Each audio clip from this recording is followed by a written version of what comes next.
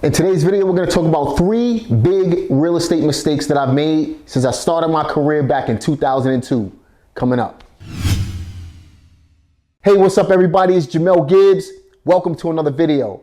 Listen, I've been in the real estate business since 2002, and since then, I've transacted thousands of real estate deals. So as you can imagine, I've made a lot of money in real estate, but in addition to that, I've also made a lot of mistakes. And this is the part that a lot of real estate investors don't talk about. So in today's video, I want to share with you 3 of my many mistakes that I've made since I've started my real estate business back in 2002. And that way you can keep an eye out for this stuff on your own and you won't make the same mistakes that I made. So basically I did this so you won't have to go through it and you can learn from these mistakes. So the first big mistake that I made was moving somebody into the property before they actually qualified for the mortgage. So before the deal actually closed, I moved somebody into the property. Here's what I mean. I remember back in 2007, 2008, when we were at the top of the real estate market. They called it the real estate bubble at the time, and eventually that bubble burst. But during the midst of all of this, I was rehabbing his house, and we did a great job on the property and ended up finding somebody who had perfect credit and a high paying job. We created a contract on the property and ultimately he put down a down payment. We started the mortgage process. During the mortgage process, this guy decides that he wants to change jobs because he was going to be able to get paid more money at another trucking company. He was a truck driver, right? And by him switching jobs and not keeping his original job, he ended up killing the entire mortgage application. Because usually or typically when you work with a mortgage company, they want to see that you had a job for at least 2 years. So they want to see some consistency with your financial situation. So by him switching jobs, it basically reset his work history and ultimately killed his eligibility to be able to get a mortgage. While he was actually going out and getting his mortgage situated, he asked if he could move his family in. His numbers were great. He had a perfect credit score. He had a high paying job. He had the work history. He was the perfect buyer. But while he was actually out getting his mortgage situated, he asked if he could move his family in from out of town because we were planning on closing the property out within a 2-week time frame. So I was okay with moving him in, provided his situation that he presented to us, and his eligibility to be able to get a mortgage. But after he moved his family in, guess what happened? He ended up changing the job and it killed the mortgage eligibility. So because of that, he couldn't get the mortgage on the property. I was stuck with the property for some time because now he moved in and we had to try to find another way to get him the mortgage. Because it is one mistake, me allowing him to move in before he actually closed on the property, it cost me $17,000 in losses on that property. Actually took a negative hit on that particular property with my private money lender.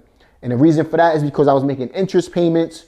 We had fees and things that was tied in. And if the property wasn't paid off within a certain amount of time, ultimately it cost me some money and it was a bad deal. It was a learning lesson, a $17,000 seminar for me that I learned in real time. All right, so one of my second biggest mistakes that I've made over the years is being too aggressive with my asking price. Let me tell you a little story. I'm an experienced real estate investor, but even I made this mistake not so long ago.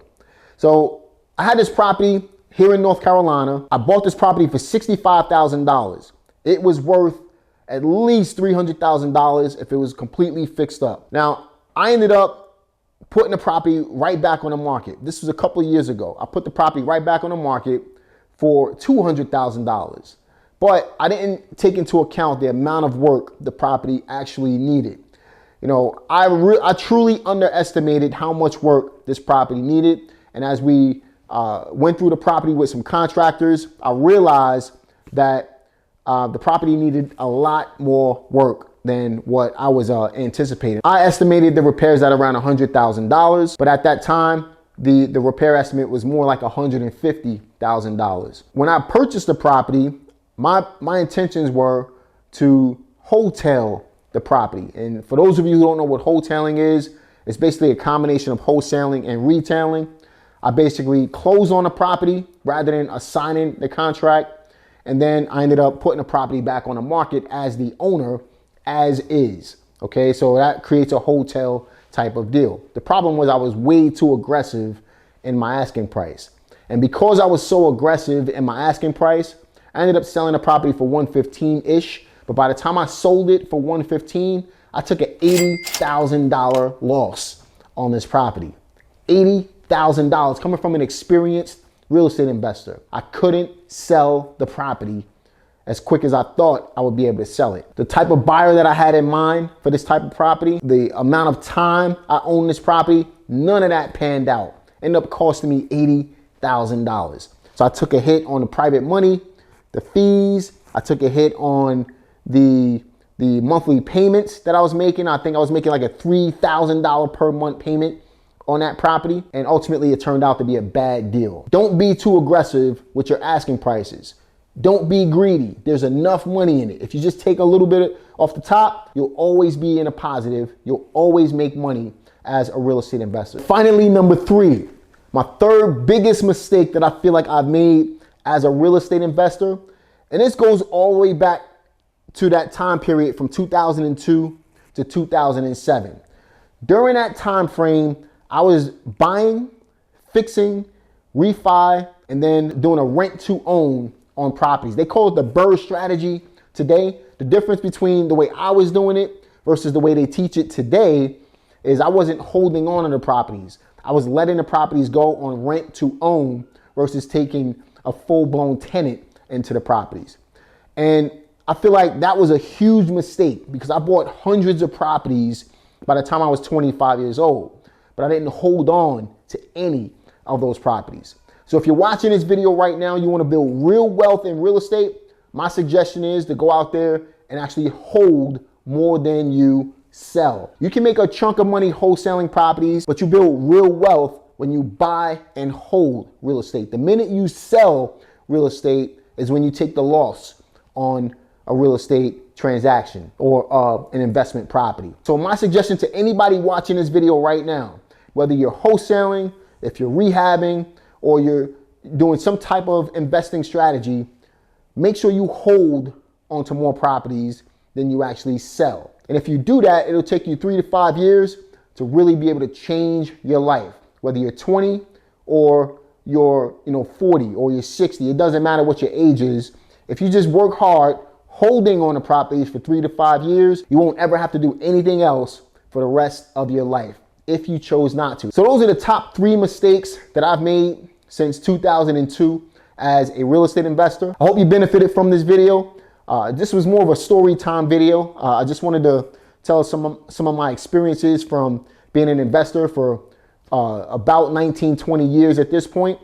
Hope you enjoyed it. Be sure to leave a comment. Let me know about some of the mistakes that you've made as an investor, even as a beginning investor or a veteran investor. I still make mistakes. I'm constantly learning what to do and what not to do in this business. So leave a comment. I want to see some of your experiences as well. Be sure to like this video, share this video, subscribe to my channel, click the notification bell. I'll see you guys on the next one. Peace.